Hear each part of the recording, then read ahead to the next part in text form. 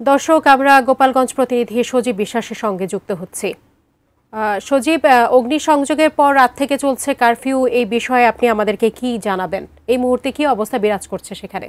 গোপালগঞ্জে কিন্তু 22 ঘন্টার কারফিউ জারি করা হয়েছে। আপনি দেখতে পাচ্ছেন যে শহরে খুব অল্প সংখ্যক লোক কিন্তু চলাফেরা করছে। খুব বেশি প্রয়োজন না হলে কিন্তু মানুষজন বের হচ্ছে না। এছাড়াও কিন্তু স্কুল, কলেজ, পরীক্ষা এবং যে সকল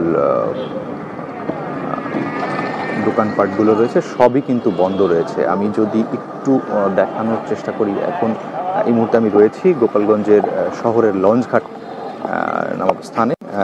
সেখানে কিন্তু আমরা সকাল 9টার থেকে কিন্তু দেখেছি যে অল্প সংখ্যক লোকজন চলাফেরা করছে। এরপরে কিন্তু 10টার দিকে আস্তে আস্তে আইন শৃঙ্খলা বাহিনী এই সকল রাস্তা এসেছেন, বিভিন্ন ভাগে ভাগ হয়ে যাচ্ছেন এবং টহল দিচ্ছেন।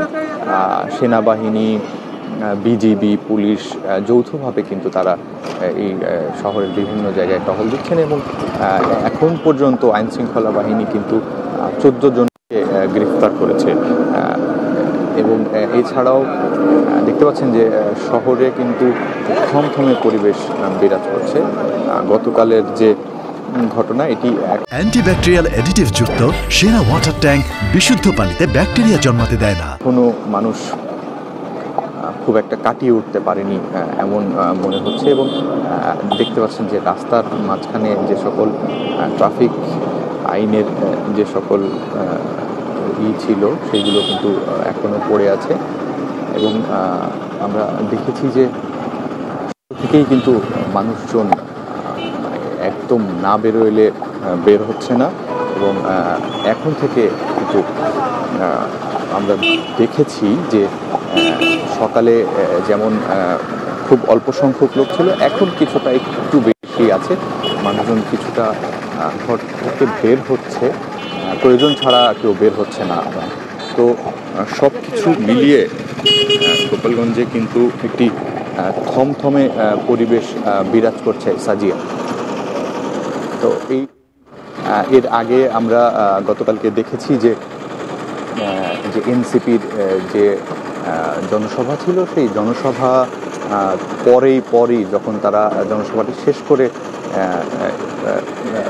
মাদারীপুরের উদ্দেশ্যে রওনা হয়েছিল, ঠিক সেই সময় কিন্তু এই লঞ্চঘাটের এইখানে তাদের গাড়ি বহরকে লক্ষ্য করে ইটপাটকেল নিক্ষেপ করে এবং এরপরে কিন্তু এক পর্যায়ে সংঘর্ষে লিপ্ত হয়ে যায়। এবং প্রায় টানা 3 ঘন্টার মতো পুলিশ এবং হামলাকারীদের মাঝে ধাওয়া পাল্টা ধাওয়া, ইটপাটকেল নিক্ষেপ এবং পুলিশের পক্ষ থেকে পরিস্থিতি নিয়ন্ত্রণে আনার জন্য tear shell, rubber bullet, sound grenade এই সকল কিন্তু কালকে নিক্ষেপ করা হয়। এবং রাতে আমরা যতটুকু জানতে পেরেছি যে রাতে আইন শৃঙ্খলা বাহিনীর অভিযান চলে। সেই অভিযানে কিন্তু এখন পর্যন্ত 14 জনকে গ্রেফতার করা হয়েছে।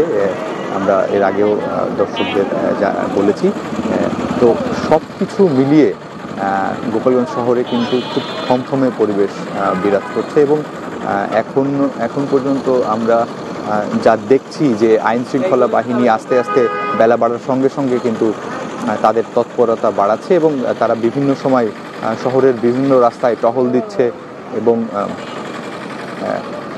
আমরা আরেকটু যদি বলি যে এই শহরের যে একটু সামনেই কিন্তু বাজার, বড় বাজার, সেই বাজারও কিন্তু আজকে একদম বন্ধ আছে বলা চলে। একদম স্বল্প পরিসরে যদি খোলা থাকে, যে পচনশীল যে সকল দ্রব্য আছে, শাকসবজি, সেই সকল দোকান কিছু আমরা খোলা দেখেছি, কিন্তু সেটার পরিমাণ একদমই কম। এবং পাড়া মহল্লায় যে দোকান যদি খোলা থাকে, সেটি ওষুধ বা প্রয়োজনীয় যে সকল জিনিস, সেই সকল বাদে ছাড়া আর কোনো দোকানপাট কিন্তু আমরা খুব একটা খোলা দেখিনি।